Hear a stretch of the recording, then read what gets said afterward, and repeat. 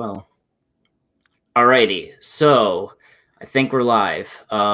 Hopefully, because who knows what goes on. But Privet, Katila, yeah, Ochihara show, because today I have a special guest, Stephen Michael Davis, or Scuba Steve. Yeah, or Scuba Steve, or Steve. I'm gonna call him Steve, or Scuba Steve. But how's everything going, my dude? Things. I love. We were talking about this beforehand. I'm a bit cranky for reasons having nothing to, like, no legitimate reasons, but I'm just cranky about something going on right now. But I'm glad to be here talking to my buddy Wandering Ruski. Yeah. So me and him. This is actually the first time we've actually been talking to you, but we're Twitter friends and all that. And I've kind of been in touch with him. And so he's I guess I should let him explain himself, actually. I'm not going to mansplain for him, but let me talk. Okay, let me start here. Sorry. So I guess I would let you explain what would you describe yourself as, just politically right now? I generally use the label of libertarian. I think that's the most accurate description of my politics. Classical liberal is probably a better one, but I don't use that one for obvious reasons. I guess it's been tainted. I have a lot of libertarian friends on Twitter, and they're pretty out there. I'm not as extreme as them. They're like they run the gamut from ANCAP to like Ron Paul. We need to destroy the Federal Reserve and go back to fiat currency. That's not necessarily me. I generally do believe that the federal government should basically just be defense, and that's about it. I'm all for the states I'm all for federalism. I'm all for localism. I'm for states and cities having control over what they do, more or less. But my ideal key to human flourishing is freedom. I think that people should be free to manage their own money. They should be free to make their own decisions without government oversight. Obviously, there are limitations on that. You can't publish child pornography. I can't punch you in the face, all that. But generally speaking, the freer, the better. The one big area where I depart from the libertarian orthodoxy is on foreign policy. I don't think that their isolationism is really a correct view. I think we need the international order is anarchic by its nature. There's nobody in charge. And I think the more a country like America is really looking over things, the better. That's actually very interesting, because it's a lot of libertarians are just kind of just follow the orthodoxy of just whatever they, like what libertarians, say. But it seems like you're actually a bit more nuanced and and especially in the foreign policy realm, which is actually pretty interesting. Let me write that down, because and how would you describe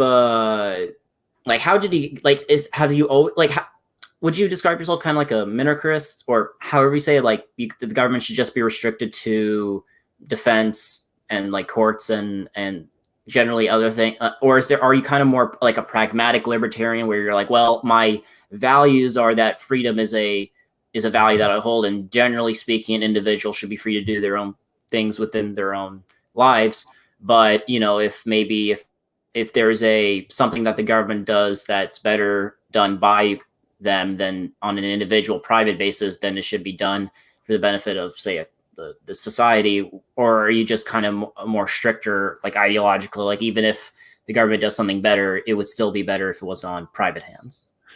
So ideologically, I am pretty close to a minarchist.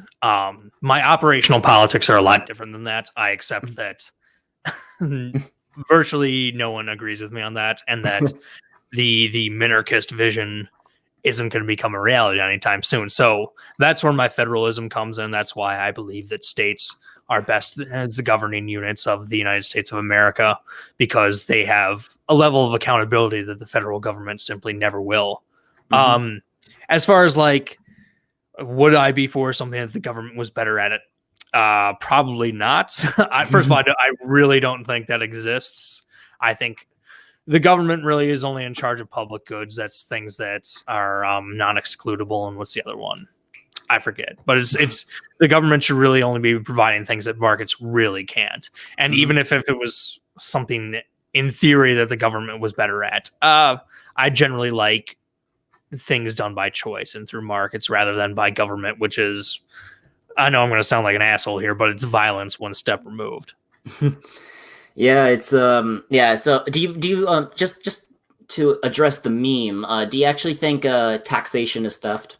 I guess philosophically it is, isn't it? But I accept that somebody's going to be picking my pocket one way or another. So it may as well be the government, because we really do need a monopoly on violence, and that's where the government comes in, and that monopoly is not going to pay for itself. So yeah, and, you know, maybe it is theft, but I'm resigned to the fact that it's. You could say that you're a cuck to the government now. Apparently so. I'm sure lots of libertarians would tell me that.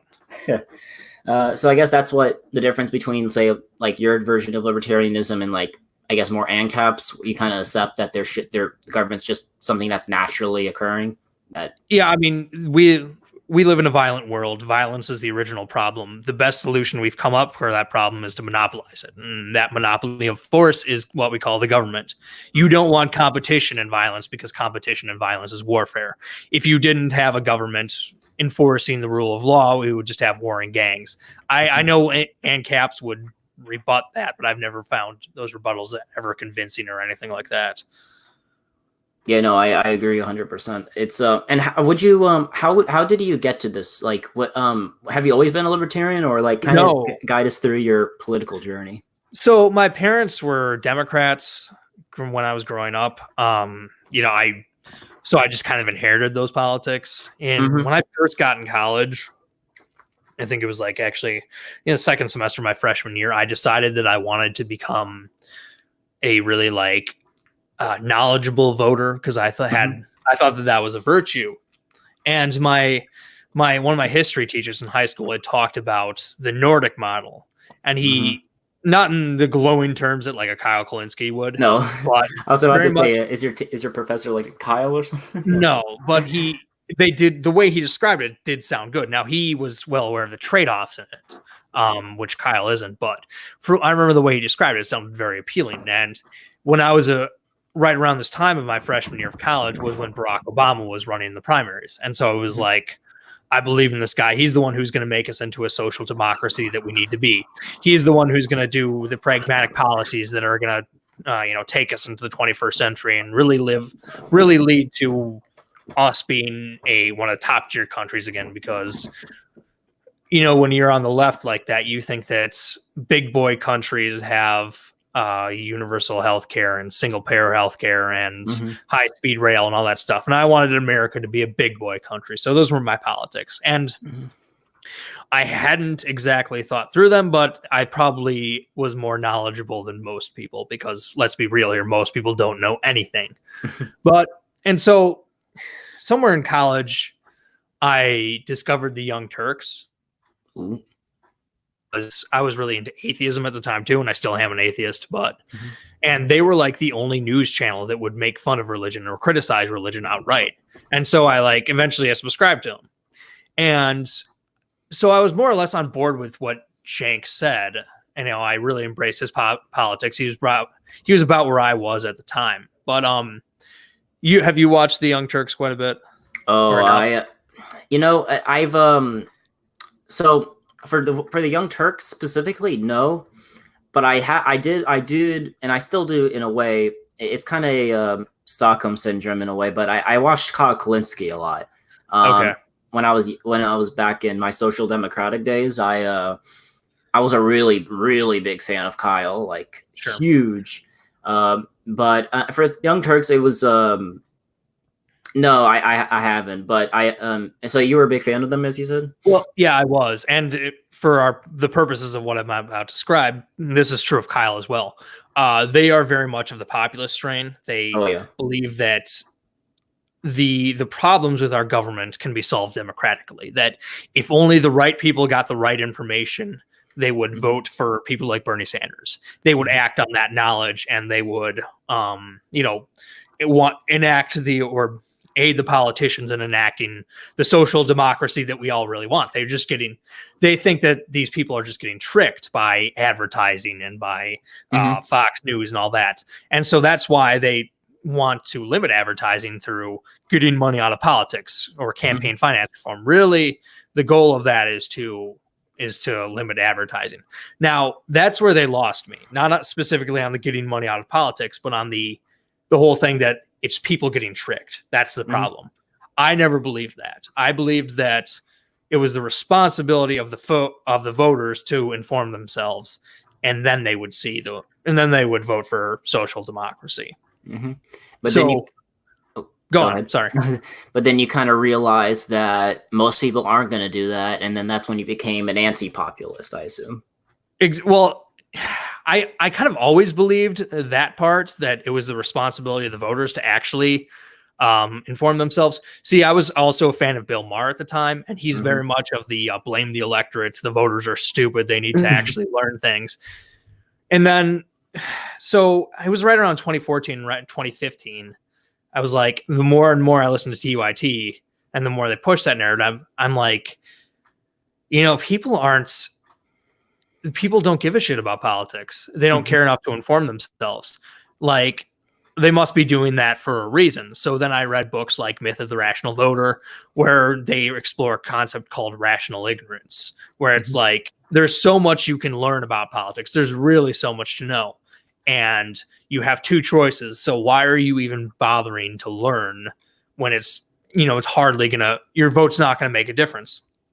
And I learned, and then, so that's when I was like, okay, instead of demanding different things or more from the electorate or different things from the electorate, we should probably conform our institutions to the electorate and to the way that people are. And so that kind of led me down the path of, hey, maybe government isn't actually the answer. Maybe we need to implement more market reforms, because people are much more rational as consumers than they are as voters. So that was part of why it was. And another reason, and I actually talked about this with my friend Patty last night, and that I'll be posting that video to my channel soon, hopefully. I watched this back together. Yeah, I watched this documentary. My mom showed it to me, called Food Incorporated. Have you ever seen that? No, I have not. What is it about? It's about factory farming versus organic farming. Oh, and so it sounds like really hippy dippy stuff, because like hippies love working on the local farm and not using pesticides and this, that, and the other. But there's actually a big libertarian stream, or big sorry, can't talk. Big libertarian undertones to it, because what you learn throughout the movie is that those big agricultural companies, they're the beneficiaries of farm subsidies and regulations and ag gag laws and all that stuff. And it's actually the smaller farmers who are not being helped by the government. And basically the argument they make is like, hey, if we just had a freer market, we could actually compete with the big agriculture companies. The big agriculture companies are using the government to insulate themselves from competition. And the more I read on that, the more I realized, hey, this happens in a lot of like I said, I'm not a populist, but the populists do start from a correct premise that the wealthy, the powerful, and the well-connected get the advantages from the government. There is a connection there between big business and big government. I think they draw the wrong conclusions from that, and I think they come up with the wrong solutions. But they are correct. To me, the best way to help the people who aren't well connected is to reduce what the government does and the scope of that. And then like in the case of agriculture, the more free it is, the more that helps. The more free the market is, the more that helps the smaller farmer. Yeah, so it's kind of like I guess I think what I've heard what you were describing is that, like, instead of, I heard a libertarian make a point of it as in why would you give the government like when you give them more power, they have more power to put more resources into the people who are more well connected. It's kind of like what you were describing. I actually what you're talking about with campaign finance, that's actually I'm actually very neutral on it. So maybe you could help me change my mind on it if I dare say it. So for campaign finance, you are more. I've actually always kind of wondered, like the big thing is like everything. If anyone gets any money, it's bribes. Like that's Cenk Yeah. Uyghur's biggest thing. That's what he's Yeah. talking about. And Kyle it's you just got to ask yourself a simple question. So let's say I'm the NRA, right? Yeah. And I have all this money, and I like just it's not like I'm like representing the people, like the gun owners who are like paying my organization to help represent us in a bigger form. I'm just I'm just trying to like get everyone to buy off so I could have I could have get more profit or whatever. Yeah. But they kind of forget that. But if I was the NRA, and why would I give money to just the Republicans? Why don't I give any money to the like Dianne Feinstein? Like it seemed like a great way to buy off one of the most fierce gun control advocates in the Senate. I mean, why don't I buy her up? Why doesn't the NRA give her money? I mean, the way what's Cenk and Kyle I don't think understand is that the politicians running aren't just these like like people who are just like empty suits. Like they're not. Yeah. I mean, some of them might be more flexible in certain areas, but like they actually run with convictions. Like it's almost impossible to be a human being without any sort of convictions at all. So maybe, I mean, could it be that like the NRA gives money to people who are more pro-gun because they think they'll represent their interests? They kind of feel like the only reason why people are pro-guns because they're the NRA. I mean, think about that. I mean, is the reason why, for example, Alexandria Ocasio-Cortez is anti-guns is because of Moms Demand Action when they give money? I mean, or Bloomberg, he put out a lot of money for gun control. Oh yeah, he spends like but the one thing I also see is like, actually, it's funny you mentioned Bloomberg. So I understand like I kind of don't really buy this like huge premise that all of it is bribes, but it's also like, have you seen those, like the amount of, so Bloomberg's been in the race for like 2 hot weeks, right? And he's already spent $100 million just, I've actually, in personal testimony, I've literally seen more Bloomberg ads, and I don't even live in any sort of like the Super Tuesday states at all, or any of the originals in the February states at all. But I've seen like 20 Bloomberg ads, and I've seen like maybe 3 Steyer ads, and then like maybe 1 or 2 Bernie ads. So it's like I've been like spammed with like a Bloomberg ads, and I'm like, if you see these graphs, I think from 538, it's like in just 2 weeks he spent $100 million, and he's literally just buying himself, as Kyle said, like legitimacy. So just the bigger voice you have, the more money you have, the more they take you seriously. And if you're someone who doesn't have that connection, like if you're actually a genuine, maybe small time person who wants to just represent the people, you don't get that, because unless you like really connect, you actually get to the right connect, try to get grassroots support. But it's very hard to actually get your name out there, unless you're a billionaire like Bloomberg. So I see kind of both arguments, kind of like, how is it? It is kind of oligarchic in a way where you could have millionaire, like people with very large amounts of money just literally buying themselves legitimacy to get on the debate stage, and actually just because they have money, they're able to actually run a campaign and others. So I actually kind of get the argument for clean elections where everyone just kind of starts in equal footing. What's your opinion on it? So money in politics is a pretty broad term. There's a few constituent points that are underneath it. Of it, if you listen to Cenk, if you listen to Kyle, if you listen to like Mike Figueredo with the Humanist Report, they'll say, they really show their hand when they talk about Bloomberg. They'll say he shouldn't be allowed to do this. He shouldn't be allowed to spend all this money.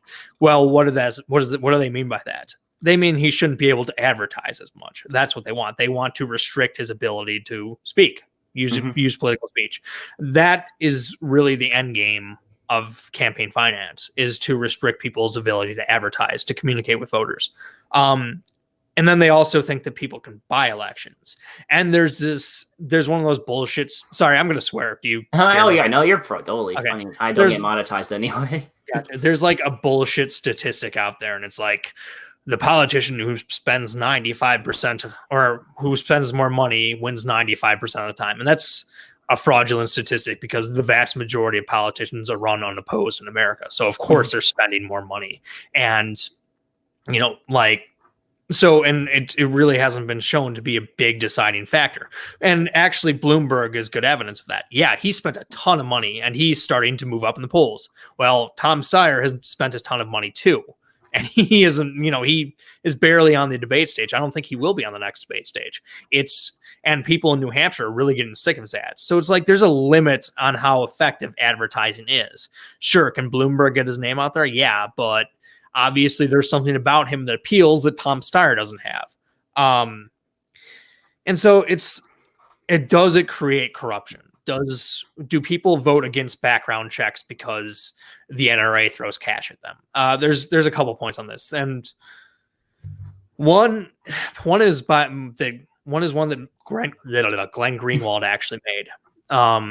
It's kind of irrelevant because, yeah, that's undesirable, but the First Amendment, and this is a speech question, as I said earlier, isn't outcome based, meaning even if it does lead to corruption, speech is still speech, and restricting how much money people can spend on speaking is a restriction of their speech. The Supreme Court, all 9 justices have actually agreed on this.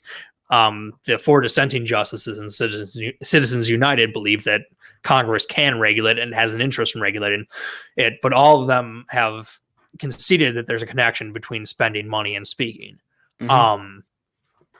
And so again, if it creates corruption, that's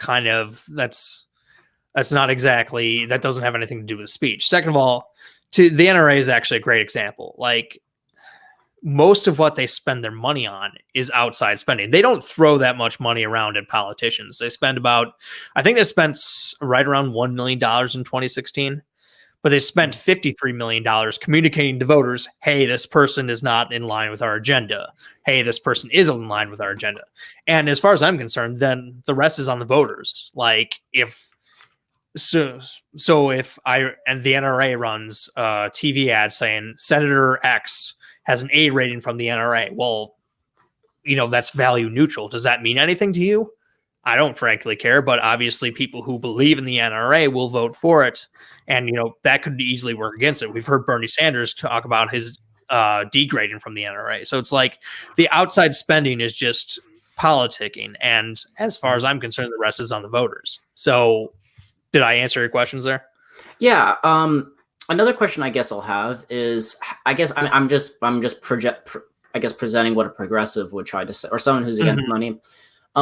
So obviously people who have a lot of money, usually they have, like, what progressives will say, well, they usually align on certain issues, like maybe like they don't want higher taxes, for example. And because they're able to have more say through campaign funding, people, if you vote for, say, a tax increase, they might not fund your campaign. And since the way you actually get your money, your advertise, the way you get your name out there, the way you get your, just mobilize people is through money.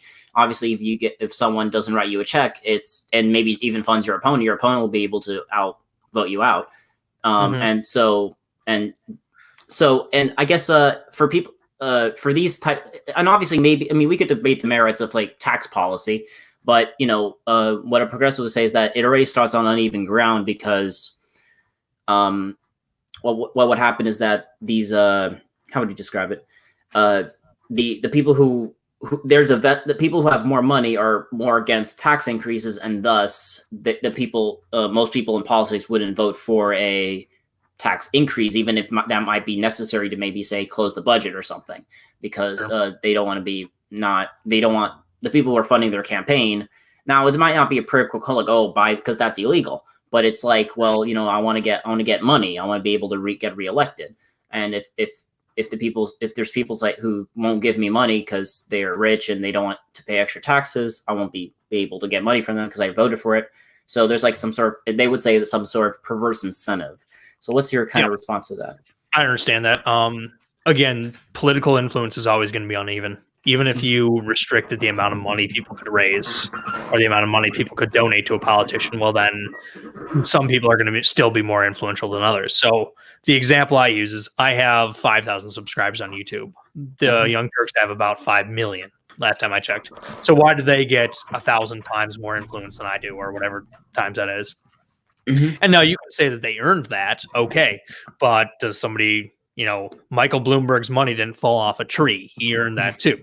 Yeah. So naturally, some people are always going to have more influence than the others. Now, to the point of, well, I need to raise money to win re-election. Okay, well, you also need people to vote for you to win a re-election. So you have to, if you're a politician and you want to get reelected, which most politicians do, you have to make a decision.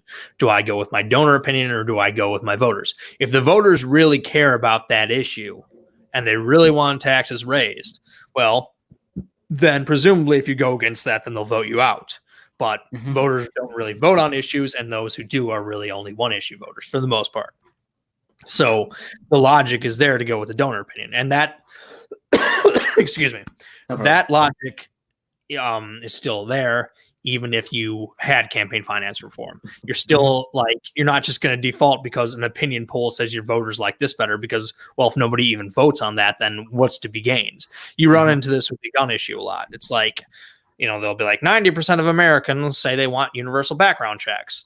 Well, okay, but the 10% who don't want it are actually going to go to the polls and vote based on that. The 90% who do want them aren't going to. That's not their priority. So where are you going to go with? You're going to go presumably with against the background checks if you're in a swing district or in a red district.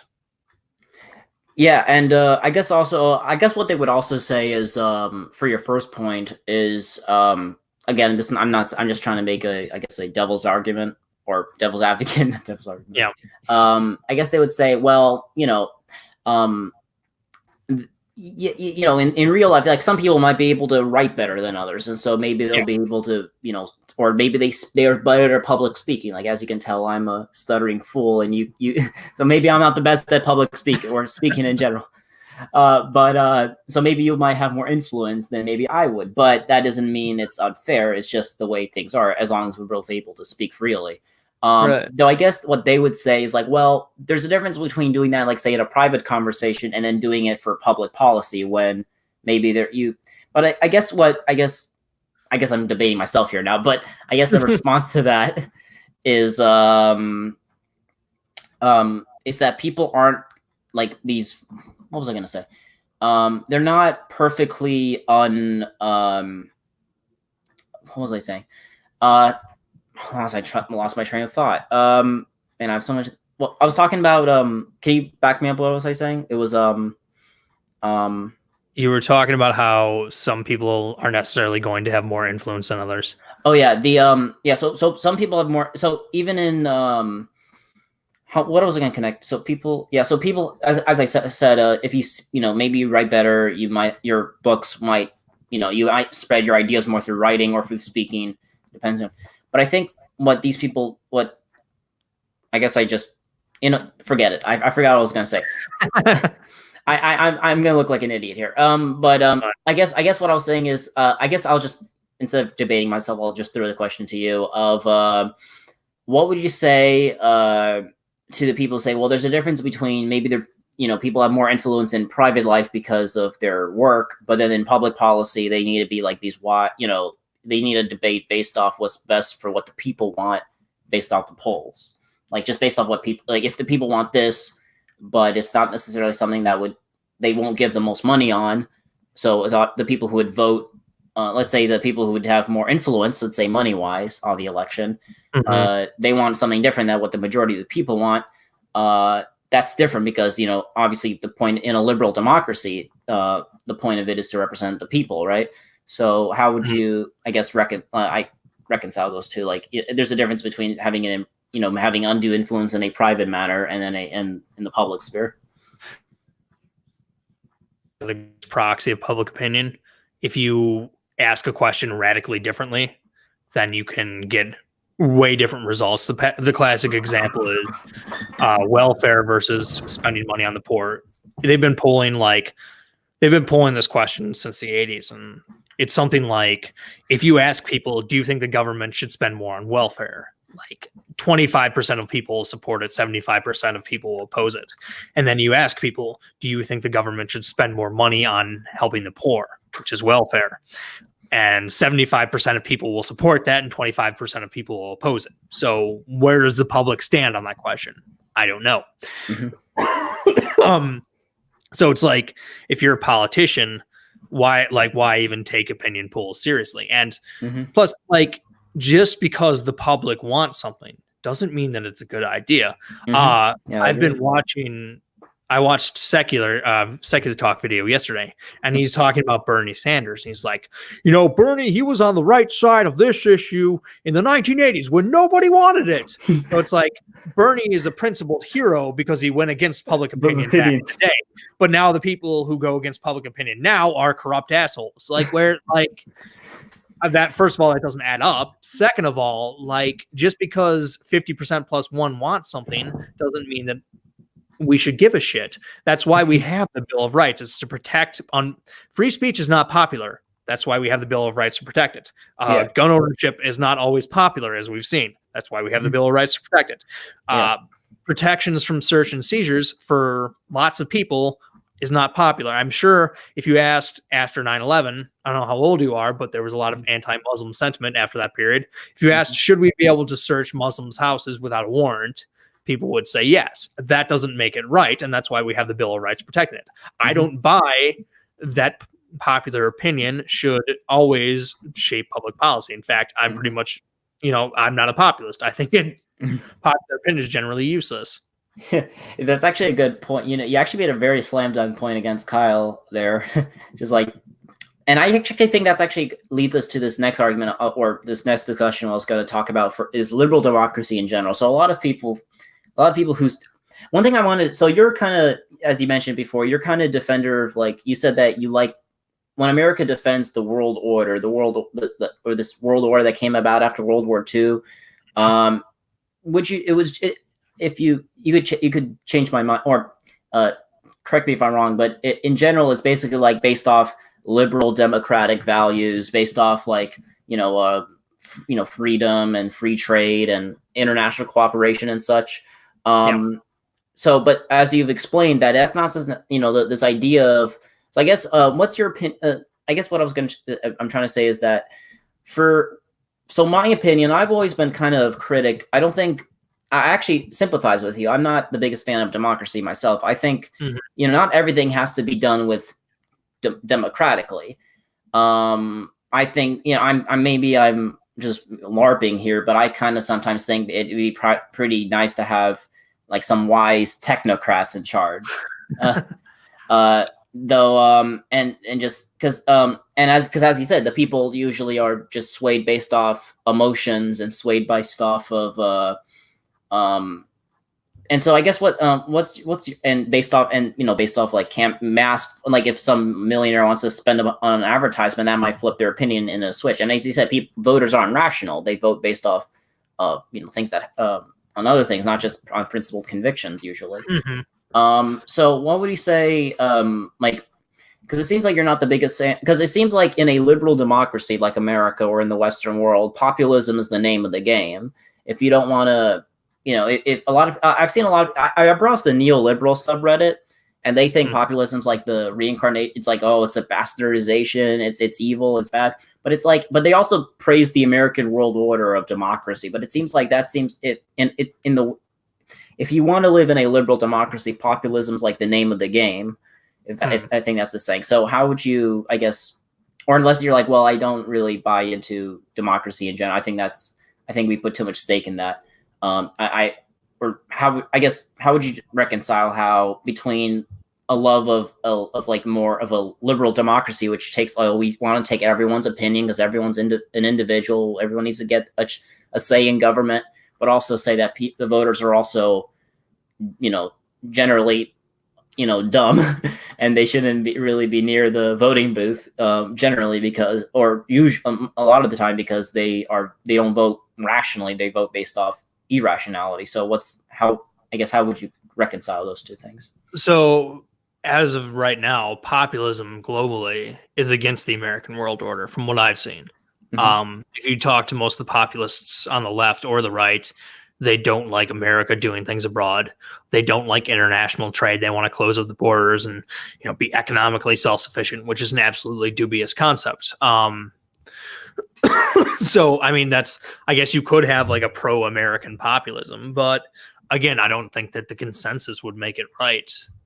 I think that the case for Pax Americana rests in the peace and prosperity it's brought about. I don't think that, to me, the fact that whether that's true, whether or not people agree with it. So, yeah, those are my thoughts on populism.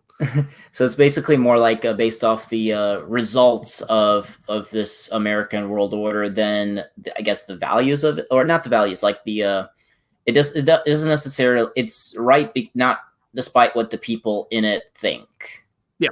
So as far as like the American world order is based on democracy. Ideally, that was part of the thing during the Cold War. We were fighting for democracy. We were supposed to be, anyways. Obviously, we have not always defended democracies. In fact, sometimes the opposite. We've overthrown democracies. Well, and I like to think that I'm realistic about those things. Sometimes that was good. Sometimes that was bad. But yeah, I think democracy, what's the Winston Churchill quote? Like, democracy is the worst form of government other than all the rest, or something like that. Yeah. That is generally what I believe. So ideally, yeah, places would be democracy, but democracy does have its limits, and it is at best a preferable alternative to other forms of government. What do you think of the Kyle Kalinske thing? His biggest crusade now seems to be, he thinks it's like he invented the wheel again or something. His biggest thing now, he wants to run on direct democracy initiatives. Have you heard him talk about that a lot? Oh yeah, he wants to do a national ballot initiative. Yeah. So is again, like, yeah, it's absurd. He's always talking about how, it's interesting. The populists seem to be the most concerned about the manipulation of the electorate. Like, he talks about 2003 a lot, and when the media tricked Americans into supporting the war. Well, okay, let's say that's true. Well, then what happens if we had the Iraq War as a ballot initiative? Well, then I guess we would have voted for it then. Well, okay, so the media is not going to trick them against doing other things. Like, and what if the ballot initiative? Yeah, like again, popular opinion can lead you in some pretty bad places. He likes it because he thinks it's going to yield results that he likes. Yeah. One, I think he's wrong about that a lot of the time. Two, again, it doesn't, just because a lot of people believe in it doesn't make it a good idea. So, and again, like, what I'm sure if you put it to poll testing now, people would probably get rid of the First Amendment if we had that on ballot initiative. I don't think Kyle would support that, and he's right not to. But yeah, free speech isn't popular. There are lots of good things that are not popular and never will be. Well, yeah, no, I agree 100%. I think, what Kyle is that he's so into his, and one thing he always talks about, I think it's just, he has this ideology and he's going to just push it no matter, he's trying to I'm doing this because it's for the people.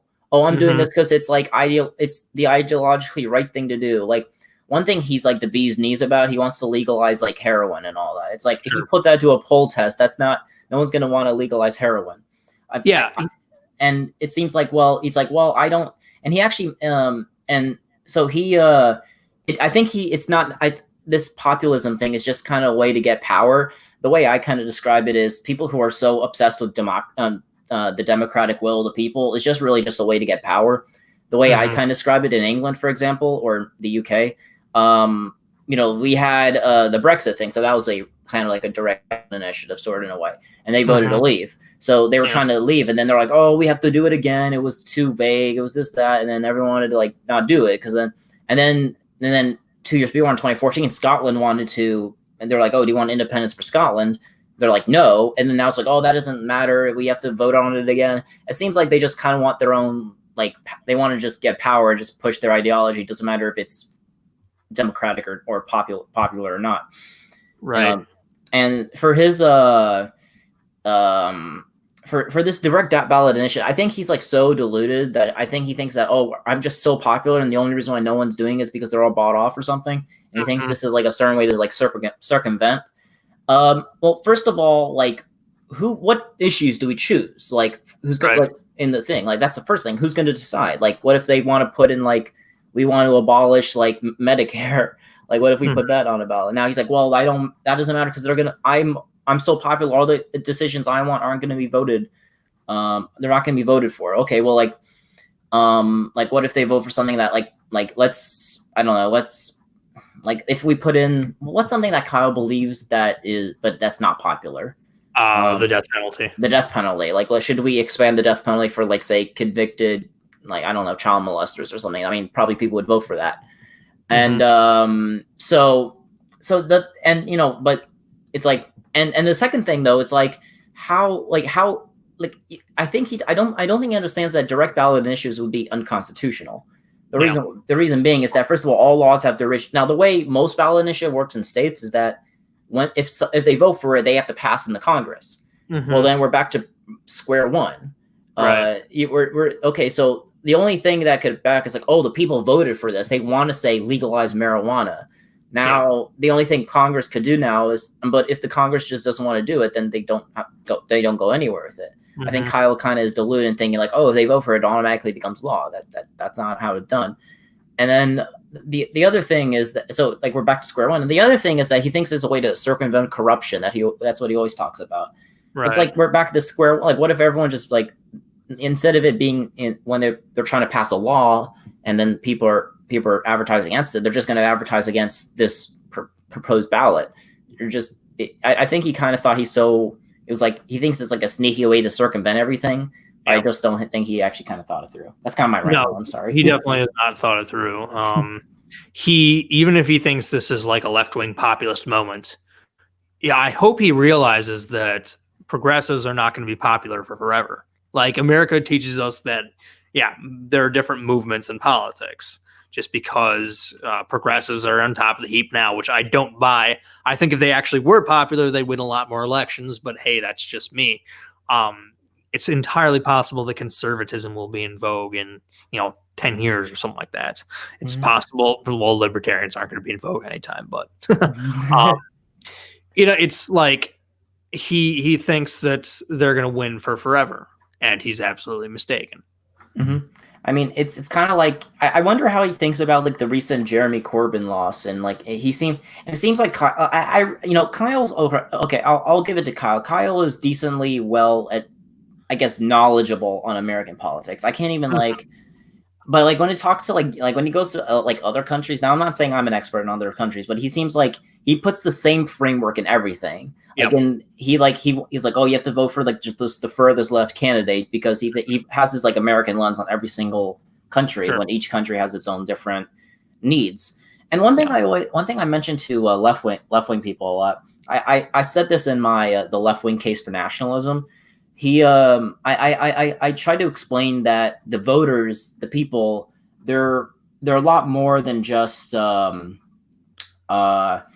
I get, so in, how in Marxism, it's kind of like, it's very materialistic focused. It's like people, as they become more, it's like they're serfs and they're going to be capitalists. And then from capitalism, they're going to go to socialism and such. I think there's more to like life than to a person's identity than just like, oh, well, I'm going to give you more sick days. I'm going to give you, I'm going to increase child benefits by $20 or like, that's not how a lot of people, people are more, there's more things to a person, like family, their country, their faith, and such like that. And I think the reason why one question why right-wing populism's on the rise is because I told this when I discussed with Polydice that generally when right-wing populism's on the rise, it's because the people understand, they feel like there's a threat to theirs, to their stability and their security. So like when there's mass migrations, when there's a lot of terrorist attacks, they vote for a right-wing party who wants to control it. And then when it's like a financial crisis, when there's there's a lot more poverty, or there's a depression, there's lots of jobs, they vote for a left-wing populist. I think what a lot of left-wing people need to understand is that the populace is more than just, you can't just buy them off with, extra goodies. Like that's why for example, the people who used to vote Labor now voted for the Conservatives. They're like, well, they're going to lose their NHS. It's like, well, they understand that there's more. Now I'm a self-determined. I'm kind of a bit of a nationalist, identitarian type of person, but I think that there's more to you could recover from someone doing something stupid with socialism. Like, oh, you could recover from that. Yeah. But you can't recover from losing. Unless you do some very like, you know, if you change the composition, like, you know, because it's really, if and I think that's what voters understand. Like, I want it, like what an English voter in these like depressed countrysides understands. Like, they want to keep England English. They want to preserve their, you know, they don't like this kind of global citizen, cosmopolitan, urban type of people that the labor movement was trying to go towards. So I think that I just in populism goes both ways, as we said, and so Kyle kind of I don't think he, I think he doesn't understand, I guess, that there's like that type of thing. What was I going with that? I think I was just trying to say that Kyle is I think he just thinks people are on his side, and I don't think he understands that people might not be. Yeah. I agree. So as the point about like British politics, I don't know a whole lot about them either. But obviously, and I have heard him talk about it. I've heard about David Dole talk about it. I've heard a few other people talk about it. What they seem to be saying is that no, progressives aren't unpopular. It's just that. And to be fair, Jeremy Corbyn's not a progressive. He's like a socialist as far as I know. Yeah. They're saying it's all about Brexit. Now, for all I know, that's true. Maybe it is about Brexit. All I know is that they will never concede defeat. They will never admit that they actually lost, that people actually went against them. They're so invested in popular opinion that they have to pretend as though, like, either the people are with them or the people were fooled. Those are the only two options. Exactly. You know, I know. I actually really want Kyle. Like, I really want Bernie to win, and just so he, like, so we could, like, because if Elizabeth Warren wins, who's basically Bernie in all but name, except more wonky. Like, if she loses, like, no, that's not enough. Like, they're like, oh, the reason why Elizabeth Warren lost is because she's a corporatist. Yeah, she's a corporatist, and she flip-flop. She didn't want to implement Medicare for all right away. She wanted it to be a two-step. That's the reason why. So there's gonna be, unless Bernie, it has to be Bernie who loses. Like, I'm kind of tempted to want, because if Bernie like doesn't win, they will moan and bitch forever and ever and ever. They will never end. Yeah, it'll be so. The next thing I wanted, I guess I wanted to what do you think about this idea that it's all about the polls being rigged with how the corporate media is rigging it against Tulsi Gabbard and Bernie Sanders? I think that their supporters are sore losers who will cry rigged as long as they don't get the result they want. Especially Tulsi Gabbard. Her fans are insane. She has never polled above like 5% in a national poll.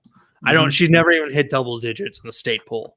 But if you go after on the internet, if you go after on Twitter, holy shit, there's like a shit storm that comes down upon you. Now, I'm not suggesting she has bot support or anything like that. I'm just saying that Twitter isn't real life. Oh yeah, definitely. Just because somebody has loud and aggressive fans on the internet doesn't mean that that voters actually give a shit about them. Tulsi Gabbard, here's the thing that happened that a lot of people can't wrap their minds around. The DNC said before Tulsi Gabbard announced, before anyone announced, these are the polls we're going to accept. These are the polls that are legitimate. These are the polls we will be using for our standard for who gets into the debate. Tulsi Gabbard did not make that standard that they set out months in advance for the second debate. And that didn't matter. They went, rigged. It's rigged. They want to keep Tulsi off the stage because she went after Kamala Harris and And so it's like, and I pointed this out to them. I'm like, no, they said ahead of time they weren't going to accept these polls. They said ahead of time these were the standards. They're like, nuh-uh, it's rigged. Nuh-uh. So there's no persuading those people. Yeah, sorry, go ahead. The idea that the nomination was robbed from Bernie last time is absurd. Like, when you look at the way the DNC rigged it, if you actually unpack that, it's such weak sauce things. It's like the Clinton campaign was controlling the DNC's press releases. It's like, do we honestly think that there was some guy in Ohio who's like, you know what? I want I want to get out of the wars, and I think Bernie Sanders represents those. But damn, did you see that press release from the DNC? Well, I guess I'm voting for Hillary. Like, There's no like what they did. They didn't change votes. They just Donna Brazile gave Hillary Clinton some questions beforehand. Okay, she shouldn't have done that, but again, do we believe that actually switched anybody's vote? No, it didn't. Hillary Clinton won by the rules that were in place. Also, another excuse they use as well. The media showed the super delegates along with the regular delegates. Well, okay, they did that. But again, if people were really committed to the progressive revolution, would that derail them? Wouldn't they actually bother to look up where the race was actually standing at? But like voters are simultaneously these wonderful progressives and simultaneously the biggest fucking morons. Exactly. To our populist leftist friends. It's unreal. I want to make a video and it's going to be like an hour long. So I'll probably just break it up, but it's like about how Bernie wasn't robbed in 2016.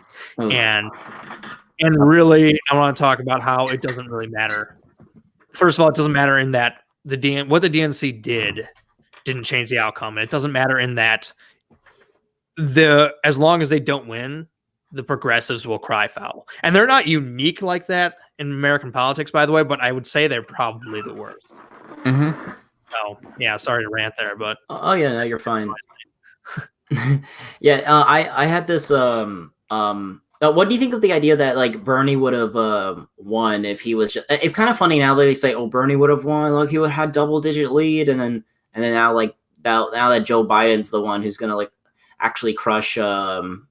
Trump in the according to all the polls, it seems like now they don't want to talk about who's going to win. It just seems like it's because it seems like I mean, it's like what happened to the polls, buddy. Like I thought that was like the standard for everything, and then now that Joe Biden actually cleans Trump's clock on everything, it doesn't seem like that matters anymore. Yeah, it's funny because they say that Bernie did better than Trump in the polls in 2016. Well, yeah, sure, but we never ran that race. Bernie never went toe-to-toe with Trump in the debate stage. Trump didn't run ads on Bernie. None of that happens. But yeah, now that Joe Biden is beating Trump in the polls, well, now all of a sudden, they realize that this whole race thing is actually going to happen. It's not just on paper, and that actually we're going to have to, Biden's actually going to have to endure a lot of shit from Trump. Like, I appreciate that elections actually happen. It's just another example of them contradicting themselves.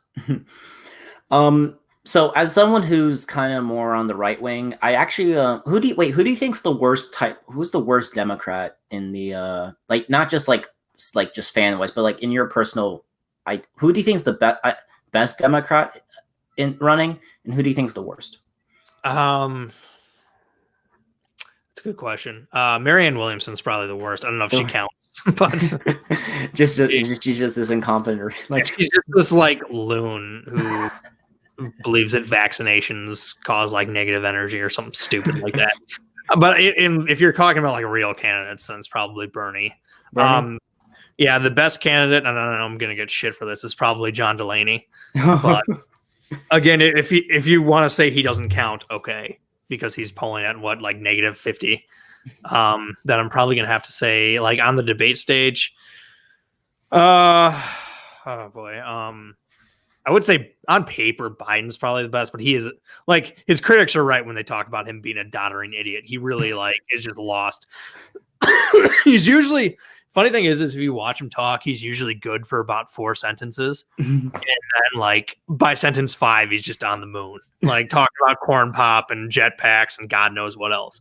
But on paper he's probably the best. I guess Buttigieg is like, I get why people don't like him. He's kind of like a liberal version of Ted Cruz. Like he's not very good at the delivery of it, but I guess like he's more acceptable than the alternatives, I suppose. I think for Pete Buttigieg, for me, I'm starting to really dislike him because I feel like he comes off as that like such an opportunistic guy. Like if you look back at what now, this is something Kyle actually does that's actually pretty true. He back like a year ago, Pete Buttigieg was all for Medicare for all, and then now he's not for it. And he actually was trying to run more like a progressive campaign. Now he's like more of a centrist. And I kind of like, man, this guy's just a fake suit. And I just can't really stand that. And but I think if as someone who's on the right wing and someone who despite Trump being a massive disappointment on a lot of things, I would probably prefer Trump than most of the people on the Democratic side. And I'll admit this. Now, I shouldn't admit this. I made fun of him a lot, but I do kind of like John Delaney. Okay. I'm gonna admit that. I not because I think he's like, if you look at his website, he's actually has some ideas that aren't like, it's not like some ideologue thing like, oh, this free college, single payer. I'm not saying people who push those are ideologues. It's just that it seems like, oh, I need to push these because that's what I think the progressives want. But he seems like he actually has a unique like vision on like what he wants to do, and I just kind of have a little bit of a crush or something on it. It seems like he actually, but I'll admit that that's kind of my dirty little secret. But I think the worst type, I think the worst type of person I think for if they got elected would be Warren. I think what Warren understands better than Bernie is that it's not like some cult, like the way that our government system works. It isn't like some cult of personality where this person through sheer political power, through the will of the people, will like just do everything they need. I think what Warren understands, I think the big problem about her is that she understands that the power that rests in the federal government is through the bureaucracy. And that's what her plans like incorporate this like huge bureaucrat, like she knows the nitties and gritties. Like that's how she got her Consumer Financial Protection Bureau. And so I think she's the worst type of person to get, because she's not just going to get in there and not having it passed. Maybe the Republicans are going to block maybe her major legislative stuff, but she'll transform the executive branch to being so, because the executive branch is so huge after decades of government expansion, is that now she knows how to expand even further and how to actually use the power as it has to push her agenda. And she's really smart about it. Like, she's really wonky. I actually appreciate that. I actually really like her. I actually really wish there was something like a right-wing version of someone. And I think the biggest problem with Trump is that when he got elected, he put people in power who didn't want to vote, who didn't vote for him in the primaries, and a lot of them didn't even vote for him in the election. Yeah. He just thought like, oh, maybe I'm just doing this to unite the Republican Party. And, a lot of these people just sabotaged his entire, or just they don't believe in what he believes. Like, you have to, if the number one thing is putting loyal supporters in charge, and then also actually, how would you describe it? And then pushing through the entire, putting throughout your administration people who were loyal, people who voted for you, people who share your ideology, not just, oh, I guess I'll vote for I think that's why a lot of Trump, that's why Trump wants something to be done and then it never inspires, because he doesn't know how to actually I guess he doesn't understand. It's not just him. He's not like this in the Celebrity Apprentice CEO where he could just fire at will. It's like this huge bureaucracy, and I think that's the danger of Warren. But I actually prefer that Warren becomes the nominee, because I think that so the I'll say this about the Republicans: they're the most best people in the world to to use when you run against someone. I think they're the best people to have. They could they could obstruct, they could play dirty politics. They're really good at that. And they made Obama as some sort of Marxist socialist. Yeah. And even though Obama wasn't, but I think that the best thing I think Warren, a lot of what I hope, the reason why I actually think Joe Biden would be the worst person to run against in terms of if we wanted Donald Trump to win, is because he's just a normal moderate Democrat. And he hasn't done anything crazy. And there's not really anything he doesn't have a long history like Hillary has. He's just this normal Joe guy. And so now the thing with Warren is that she supported reparations. She supported decriminalizing border crossings. Yeah. She supported, and you could nail them with there was this when they did the LGBT town hall, they've had transgender children. And they've had oh, how would you reduce the prices of hormone blockers? It's these aren't things that people aren't going to, these are just politically toxic ideas. Yeah. And they won't be, you could literally just, crucify her on that. And then obviously you could also make her out to be this flip, you could, as a fighter for the people, you could exploit her DNA. I know that's kind of Pocahontas, but I actually think if they play it right, they could actually make her out to be this sort of this person who, oh, you say you're for the people, but you've exploited like affirmative action to try to like get yourself in a higher position, and so you kind of put down other people who might have an equal chance, but you try to use. So I think it's so Warren would be the worst person to get elected, but I think she would be the best person to run against, in my opinion. She would definitely be a good person for Trump to run against. I think she would lose a ton of states, and she would lose the election.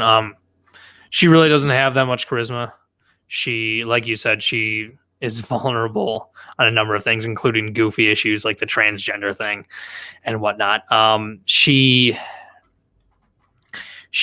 is on board with the Green New Deal, which means she wants to outlaw fracking. She's even said she wants to outlaw fracking, which will not play well in Pennsylvania and Ohio, which are huge fracking states. As far as like why, but would she be good if she was in the office? I suppose she would be. According to Cenk Uygur, she really did a good job in putting forth the Consumer Financial Protection Agency. She wasn't able to install herself at the top of it, but she was able to get it passed, essentially.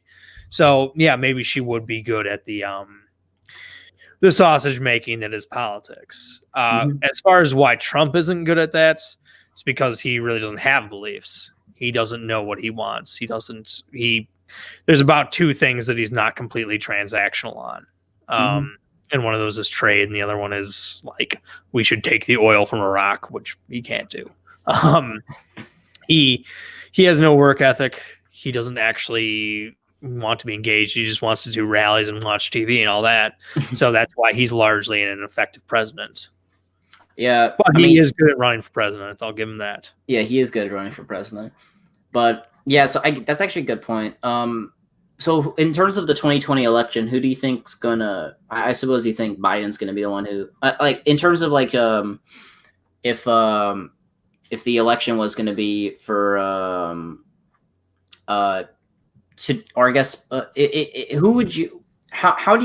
What's your take on the 2020 election so far? I think Biden is going to win the nomination because people are nostalgic for Obama years. The Democrats are anyways, and he's the closest that there is to those years, being Obama's number two. If Michelle Obama was running, I think she would win the nomination right away, but she's not. So I think Biden will get the I think Biden will get the nomination. And then he'll be going against Trump, and what happens there, I have no idea. I guess we'll see. I used to, I think, I know I don't want to like sound like an asshole here, but like, I actually think Biden is suffering from like some sort of like dementia or something like that. He is past his expiration date. I think it's fair to say. Yeah. And I would say that maybe if he was like 2012 Biden, that I would give like a 90% chance of it was him versus Trump to win. But I think that, but now if it's him versus Trump, I put like 60-40. I think that he seems to just be like, and I don't know like how he, like, as he said, Trump's a really brilliant campaigner. He's a very good person like that. But I think the thing with Trump is that, a lot of people who voted for him thought he was an outsider in the first election. And so a lot of people voted for him because they thought he would actually change things. Sure. But now that he's actually been for 4 years, would that change? Now, I don't know if that was just Hillary was toxic and they were able to like show her some sort of corrupt person who actually did all the trade agreements and all those types of things. And it was just the right amount of situations that Trump found himself in that he was able to get on. Or is it, I don't know if it's that election 2016 was a result of changing demographics in the sense that they're going to move like the working class. That's happened in England too, but like it's not what used to be like the people who usually don't have a college education, the people who maybe worked at like, maybe a factory and all that, who make maybe 40 or 50,000, like 30 to 40 to $50,000 a year, like the working class. And they used to vote reliably Democratic, but now they're voting now throughout the world. You see, they're voting for like a right-wing populist type of character. Yeah. So I don't know if it in America it was just, they gave Trump a chance, and now that he's on 4 years of doing absolutely, because if if Trump, I mean, besides like some like throwaway things, you know, maybe he's done like some, I'm going to withdraw some people from Afghanistan and Syria. And then like he says that. And then like sometimes he doesn't even do it. And then, you know, he's just kind of been on and off. And the only major thing he's done is change tax rates. And, you know, that's not why people voted for him. A lot of people think that the reason why Trump won is because he was like, oh, big government sucks. It is socialism sucks. That's not why he was elected. And I think, I don't know if people are going to put their trust. I don't know if he's going to re-win the blue wall up in the Midwest again. I don't know, but I guess it all depends, because he doesn't have anything to say, but maybe he just, as he said, maybe voters are just, you know, he'll be bombastic and he'll be able to like convince people to do something. I don't know. The philosophy behind Joe Biden, the hope behind Joe Biden that some people have is that he can get those working class voters back. Mm-hmm. And he probably is their best bet. You know, maybe they go for some Bernie style populism. I kind of doubt that, but I guess we'll see. I was born and raised in the Rust Belt my entire life. And I've been politically conscious, not really politically conscious, but I've been aware of presidential elections since the 1996 election. Every single time they come in, they go, we're going to bring the jobs back, and go figure, they don't come back. And that's not because they all sell out. It's because you can't actually do that. If there was some magic set of policies that would make that happen, people would have done that a long time ago. But, you know, Donald Trump was just the latest, and Joe Biden, if he's the nominee, he'll do that. And Bernie Sanders, if he's the nominee, he'll do that. As far as, well, I was going to say something else. Yeah, I don't like, so that's the philosophy behind Joe Biden. As far as like why people voted for Trump, most of them didn't vote for him based on policy. I think a lot of people are alienated with our institutions and like the press, and they like that he's an asshole. That's why conservatives rally around him the way they do, even though they know what he's saying is bullshit, even though he oftentimes betrays the principles that they're supposed to care about, even though they wouldn't accept any of what he did, of any of what he's done from someone like Barack Obama.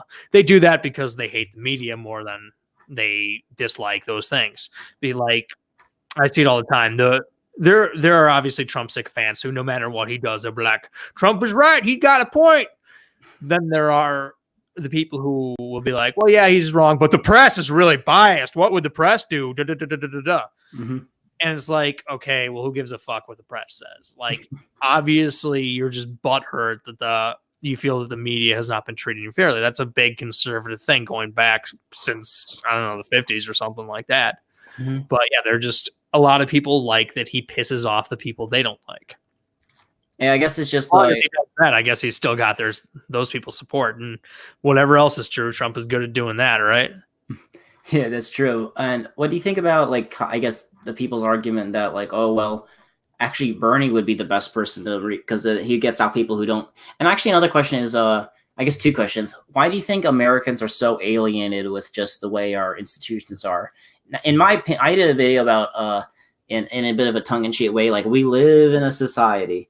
And basically, I kind of said that there is now, as a conservative, there are certain, I think, institutions that help man grow to become a better individual. Sure. You know, through church and family and a community and country. And I think there's just certain things that just make them more. There are some things that are even libertarians agree. Now, I guess the difference between conservative and libertarians, that maybe conservatives are more. They kind of put more emphasis on a higher societal goal, like a bigger, and then in the libertarians are more focused on individuals. But then I think they both might agree that the civic society are things that might help make us more, I guess, less alienated, I put it as less atomized. Yeah, no, I agree. And so I think that so how would, but in your opinion, why do you think people have lost, I guess, connection and meaning in their in their lives or in their traditional institutions and such? There's a great book on this called Fractured America by Yuval Levin, where he talks about precisely the sort of devolution of civil society that you're invoking here. There's a number of reasons why that's happened. Part of it's the internet, social media. Part of it's demographics. Part of it is, frankly, loss of trust in our institution. You know, I've defended the press in the past. I've said on the stream that I think the right-wing attitude toward it is kind of babyish, but it's true that the press has messed up in the past, and they should have to answer for that. And naturally, there's a rift in trust because of that. Other institutions have failed us as well. We've seen it from the intelligence agencies. We've seen it from the government. We've seen it from the entertainment industry. Exactly why people are alienated from them, I'm not exactly sure, though. It's a combination of factors. Sorry, I don't have a great answer for you. That's I do recommend that book to anyone who's curious in that. Mm-hmm. Well, what was it again? Just to reiterate. Fractured Republic by Yuval Levin, I think. Republic. The Fractured Renewing America's Social Contract in the Age of Individualism. Yep. That's actually, that's one of the, I actually made a video on it about the, now I kind of dabble in reactionary circles and such. Yeah. I think one of the things still from the I think one of the biggest things from Enlightenment, because I think it puts it in a very clean way. The social contract is like one of the, like, it's like the meat and potatoes of like, just, I think just, it's like the bee's knees in my opinion. I think that now this might sound like a big brain Dave Rubin type of idea here, but like, I kind of like, there's a, I'm not, I think there's a difference between, like a moderation between complete totalitarianism and then complete individualism. I think there's a balance between order and freedom. And then there's a difference between, and there's like, I think there's responsibilities and rights. I think, there might be, you might have a right to, it's like, well, like, where's the balance? Maybe, yes, maybe we allow you to maybe, I don't know, smoke weed, but you smoking cocaine might be, or having a cocaine industry in America might not be best for the societal goals. And now you as a libertarian might maybe disagree with on some that maybe it's like, well, you kind of lean more towards like, well, I think I put more emphasis on the individual. Like I put, instead of like kind of more broader societal things, but I kind of think of, to me, the social contract's the bee's knees, in my opinion. I kind of like how there's like rights and responsibilities that, when you live in a society has responsibilities to you, and then you have responsibilities to society. I kind of, I don't know. It's just a little bit of a rant there, but anyway. So another thing I wanted to talk about is, so this is kind of goes back to this populism thing that you're talking about, but so as you know, the demographics are changing in America, and sure. And America is going to become a majority non-white country by the 2040s if current trends continue. Yeah. Now, if you look at voting patterns, the majority of them they're more in favor of kind of progressive democratic politics, like something me and you might not, despite maybe you're more libertarian, I'm kind of more conservative, but they don't really vote libertarian or conservative. They vote for, and so there, there's this like, that's the reason why Virginia has turned blue. It used to be very that's not true. Oh, it isn't? No, it's because of the DC suburbs. They're being filled more and more with white liberals. White liberals? I mean, don't get me wrong. An increase in Hispanic population may have changed that, but it's largely to do with the DC suburbs. Mm-hmm. But it's also like that's how how California changed. It used to be a Republican state, and then now it's a solid blue state. And then they show now Texas is still red, but there's like, it's becoming more and more. So I guess the idea I would propose to you is, despite we're going to get to like, I guess, demographics in a little bit, but in your opinion, how would, as the demographic change in America where people are more, vote for socialist policy, or, just maybe they vote for more welfare and such. How would you, is it like, how do you combat that as a libertarian? First of all, I don't think demographics are destiny. I don't think there's anything inherent to Hispanic people that makes them vote for the left. And I think that one of the problems is the Republican Party hasn't won them over, and then ultimately they can be won over. I don't think that anyone of any color is going to be persuaded to embrace libertarianism. The best hope for libertarianism is the fact that our government is currently going to bankrupt itself. Mm-hmm. And we see that happening at the state level. It'll probably be Illinois that goes bust first. It might be California.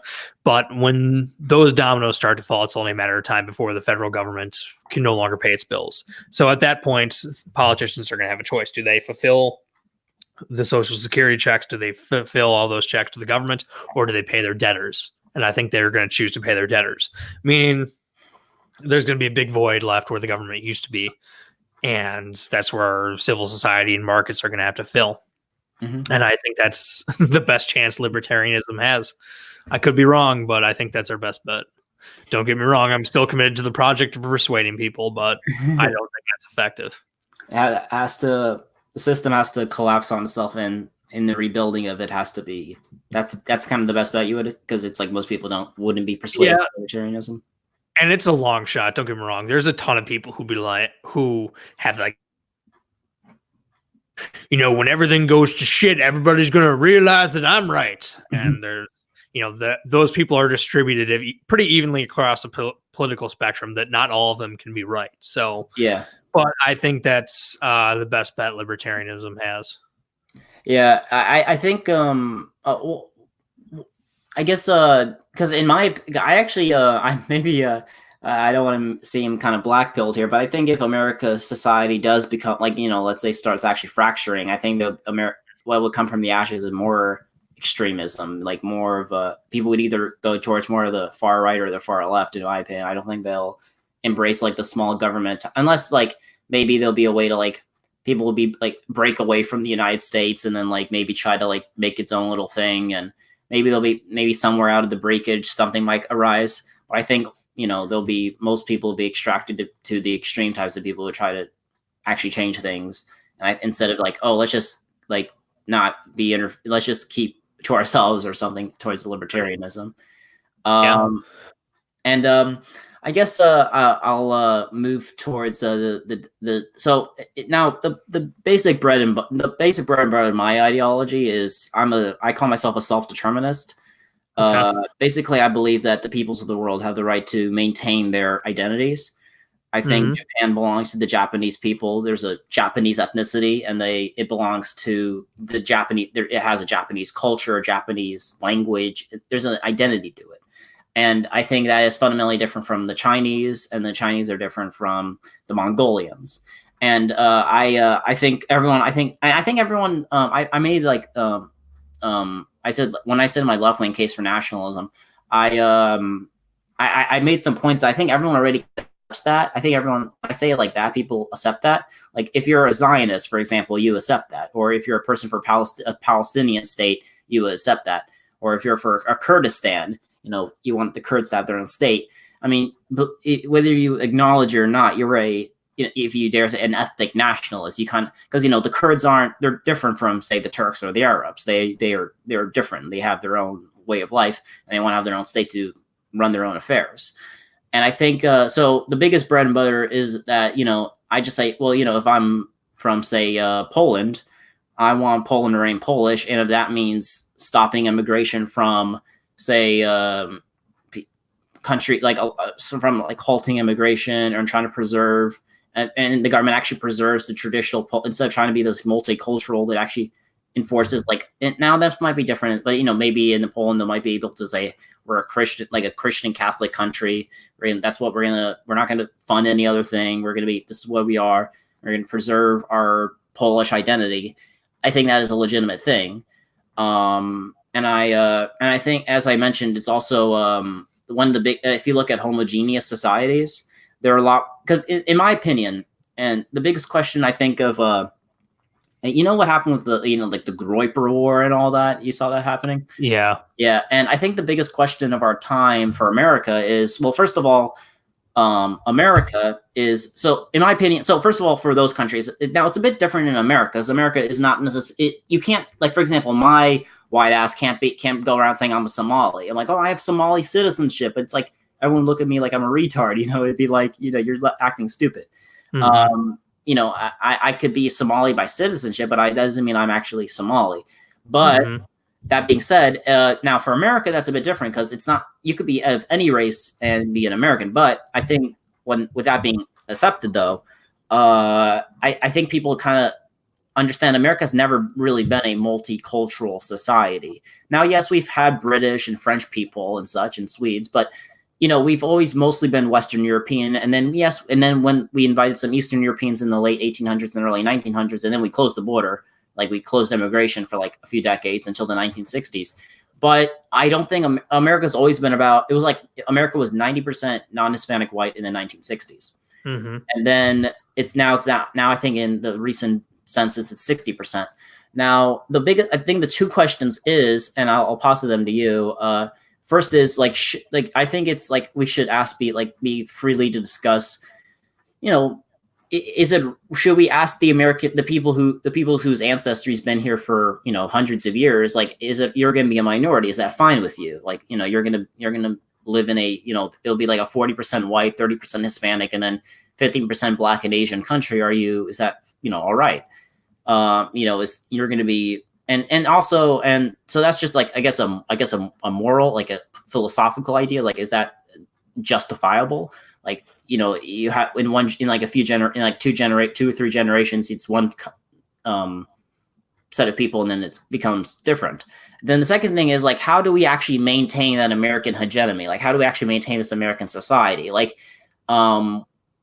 Because if you look at throughout other multi-ethnic societies, like the Austro-Hungarian Empire or Yugoslavia or the Russian Empire, or in every single case, unless there was like some sort of dictator that held the populace together, or something like that, it always broke apart because people have ethnic interests, they're tribal, and Mm-hmm. I think, that's why I think would people say that despite us being more diverse now, we're like more connected? Like, I feel like we're more separate now, like, and I think that's going to become a bigger problem. And I think how do we maintain that, like, American project? How do we maintain America together with all these different ethnic groups together, despite and in the past it hasn't worked, like in Yugoslavia, and then in the Austro-Hungarian Empire, and so it would be kind of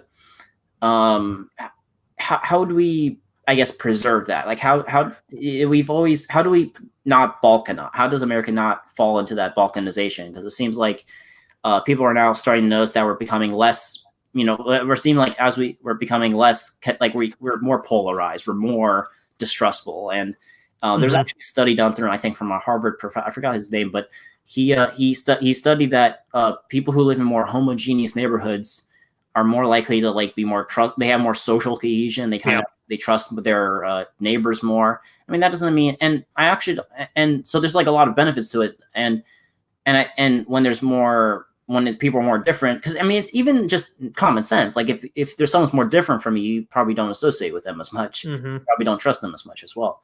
Mm-hmm. And I don't think it's a hateful thing too, because I mean, it's like, I don't think it's a hateful thing to say you want Turkey to remain Turkish. That doesn't mean you hate Greeks.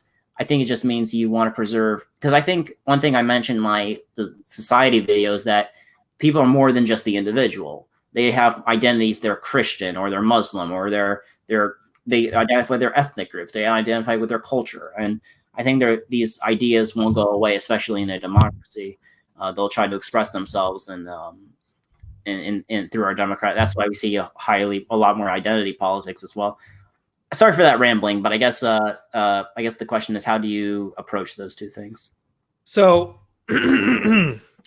I'll take this question. Then I'm gonna have to go fairly soon. Oh yeah, no problem. So my views on nationalism is, I believe that nation states are the best units to occupy the globe. Mm-hmm. Even though I do have some globalist tendencies, I am not a nationalist, and I really think that the collectivism of that is nationality is very important. I understand that other people feel differently, and that we're kind of dealing with the anxieties associated with the demographic changes that you've discussed. I'm not concerned that America is going to be less white. I get that other people are, but the thing is, how do we deal with that as a society? This is why I believe in localism and federalism. It's much more of a problem when you are trying to govern a multi-ethnic, multicultural society from the top down. If you do it if you do it bottom up through our civil society and through local governments, it's going to work a lot better, I think. You mentioned how homogenous societies are more likely to have social trust, and they are. That's one of the reasons why the Nordic nations are as successful as they are. And whenever you bring this up to the Kyle Kalinskis and the Cenk Uygurs, they'll go, "Oh, you think it's just because there's white people?" It's like, no, it's because they're homogenous and because they have high levels of societal trust that people don't believe that they can have a welfare state, a bigger welfare state, and they're going to have fewer free riders off of it because people trust that other people aren't going to take advantage of it. Oh yeah, exactly. And so I definitely think for a country governing a country like the United States, which is diverse in every sense of the word, politically, geographically, ethnically, racially, the Nordic model isn't going to work. So I think definitely we're better off doing things from the bottom up rather than the top down, if that makes sense to you. No, I agree 100%. I actually made that with my my left-wing case for nationalism. I actually said that if you want your welfare state, if you're so entrenched, it's actually like, if you look at the tax rates and when the highest tax rate, I think in Denmark's like 60%.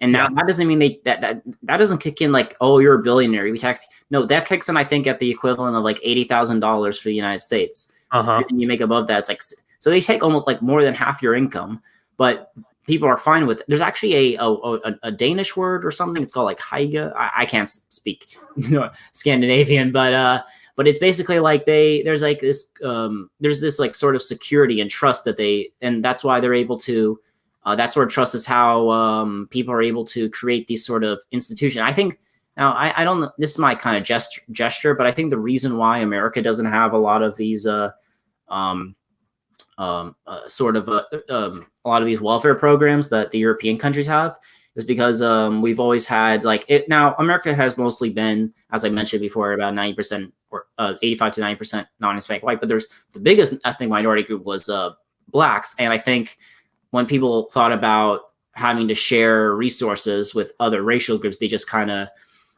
they didn't vote for that because they thought that, oh well, it's the other type of people.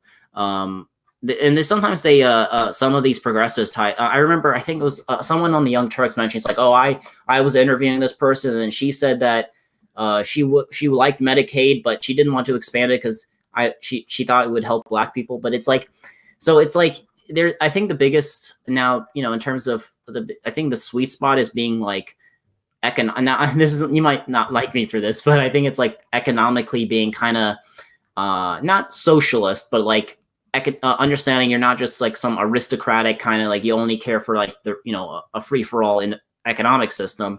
You support more of a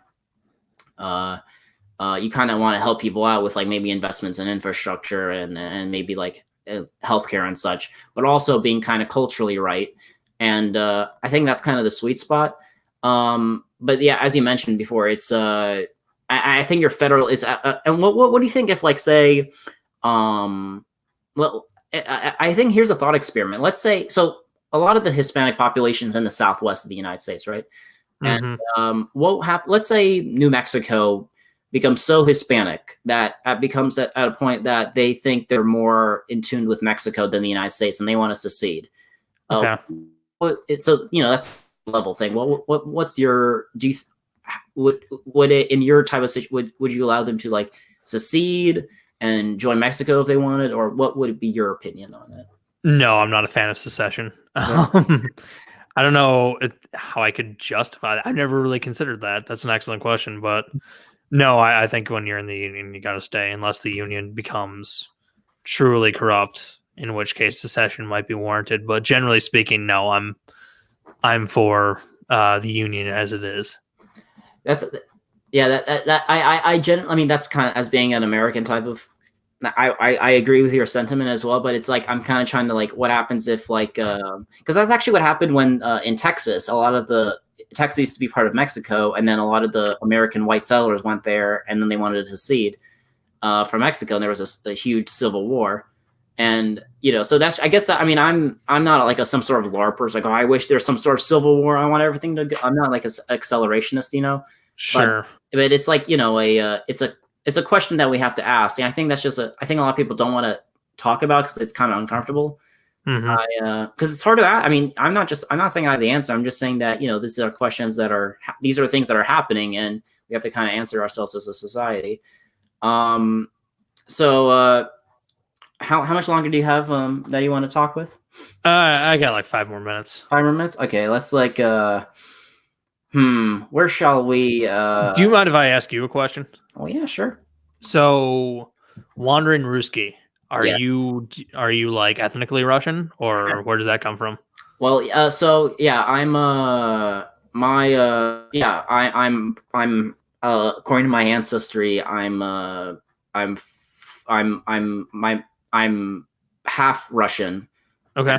And well, Ukrainian, but they say Eastern European, but I know it's and then part Baltic, from the Baltic states, and then it's my other side is I'm a quarter English, and no, half about my dad's side, it's who's been here since like the 1600s, but it's his side comes from England and Germany and Scandinavia. But my mother comes from she came from the Soviet Union. She came from Kyrgyzstan. Okay. But she's not actually Kyrgyz. It was when it was part of like Russia and all that, but she was moved there during the Stalinist. My grandmother, I think, was moved there, or my grandmother's mother was moved there during the Stalinist times from Ukraine. I think when they were trying to Russify the area. Okay. But I think they're ethnic. But so I just they're. So that's kind of my that's where my and for the Wandering Ruski, it's just basically like just kind of wandering the lands of life, trying to figure out the meaning of it. I'm again Ruski. So yeah, I'm a bit just between you and me, a Russian spy. If you, I'm kidding. But what about you? What about what made you a Scuba? So Steve's your name. What about Scuba? Where did that come about? So it was my first day of college, and we were doing we had orientation class, and we had like these this breaking the ice exercise, and we all had to alliterate our names, and people were picking really lame ones like Cool Cameron and stuff like that. So I decided to mix up with Scuba Steve, which is actually a reference to an Adam Sandler movie, Big Daddy. I don't know if you've ever seen it. No, I haven't. I'm uncultured. Sorry. Okay. It's years old. It was made in like 98 or something like that. And then one of my buddies who was in that class was on the rugby team, and rugby players are known for giving each other nicknames. And so that stuck with me for college, but I actually do have scuba certifications now. So I am Scuba Steve in every sense of the word. Well, that's pretty awesome. I assume, and you do you, do you is that something you just kind of picked up for scuba diving, or is it just like something, I want to go scuba diving, and then you or is that something you actually do as a kind of like a big hobby of yours, or is it just something it's not a big hobby. I've done it enough to get certified, but yeah, I live in the Midwest, so it's like cold. Oh, yeah, unless you scuba dive in the Great Lakes, but yeah. Well, any other questions you got for me? You could. I'm on trial. You could ask me anything you want. We'll have to do another one of these sometime. So do you follow Russian politics at all? Yeah, I follow. I follow mostly almost all mostly American, European, and then yes, also Russian politics mostly. Okay. I've heard it's not like it's like it's surprisingly it's not just like it's like a big part. It's like I follow it a lot. Well, I actually was gonna talk about foreign policy, but I'll let you go. But I guess what would be your opinion on how would you say it in a Scuba Steve's, like if you were president, how would you deal with the rise of like authoritarian like China trying to expand its influence with the Belt and Road Initiative, and Russia trying to like maybe try to have its own little spheres of influence in Belarus and Ukraine and such. Well, America has something that China doesn't have, and that's friends. We have lots of allies around the globe. And so basically what I would do is the opposite of what Donald Trump is doing now. I would no longer alienate our allies. I would shore them up, and I would create coalitions like the TPP and to create an economic countermeasure to China. And so, in other words, I'd do exactly what we're not doing now. But throw a bit of shade at Trump there. Yeah, no. And before we leave, now this is something I subscribe to, but Okay. I believe. Have you heard of what an industrial policy is? Yeah, I'm familiar. So my kind of view is a sort of I think that so my model of trade now is through the four East Asian tigers. I think it was like Taiwan and Singapore and Hong Kong. There was like this like government export oriented policy. They specialized in certain industries, and then they exported, and that's how they rapidly industrialized. And something that took the West a few hundred years, they did in like a very short amount of time, and they became these like first world industrialized economies. And I think that like the way I say is that I'm so in favor of free trade. I want government backed free trade, meaning that the government invests in like an industrial and basically investing in like infrastructure and industry in like research and development and in industrial and to export our products out into the world. And then we in sort of that sort of, and then we could because I think one of the biggest questions also of our time is, and I think that's just something that like Andrew Yang's talking about, is that we used to have jobs that for a high school education you could make like $30 an hour or $40 an hour when just doing a factory job. But now all those jobs were done away. Now you only make like $10 an hour doing those like service sector jobs. So like how do we like through maybe now I've kind of come to this. I used to be a protectionist, but I understand like what you said, that we can't bring back the old jobs because just through technology and such. But I think they're through new like maybe like advanced manufacturing and AI and certain new technologies, we could try to use sort of like, I know as you say, you're more in favor of less government intervention, but in my opinion, I think there's like a role where there could be like a government industrial policy where the government can actually create jobs in in conjunction with the private sector, not like government jobs, but like they could. It's like how the space race created a lot of like scientific output and a lot of like jobs in that sort of sense because they needed to put a person on the moon, right? Well, maybe we had like sort of like that sort of idea, and then so I guess like are you just kind of like purely free trade, or is it like you're just kind of more against people being isolationist but in sort of sense? If I had my magic wand, I would eliminate all trade or all tariffs, all quotas, all import subsidies, anything like that. I would eliminate. So I'm a pure free trader. Pure free trader. Well, how would you deal with like? I'm sorry, I'm going over here. I'm gonna rant. How would you deal with like say a China that like has these like sort of like 5-year plans where they have these like they're actually investing and actually kind of backing up their firms, like kind of like a state. I know this is kind of meme because they try to say it's not a communist country, but like kind of like state capitalism in a way where they. I have very little faith in planning, even when the Chinese do it, even when people as smart and as efficient as the Chinese do it. So I think that'll blow up in their face, and that ultimately that will. In fact, I think we'll see that soon enough. Anyways, I think there's a big China bubble. Yeah, I don't think that planning will work. So they can go ahead and plan, and we'll continue to be a free economy as far as if it was up to me. All right. Well, sorry for keeping you on stand there. All these like huge topics, but just wanted to get a few questions out of it. But thank you so much for being on this channel. I know I'm some nobody loser that no one really knows about, but I appreciate you actually coming on, and it's been a great privilege and a great honor to have you on. It's also been a really great time talking with you.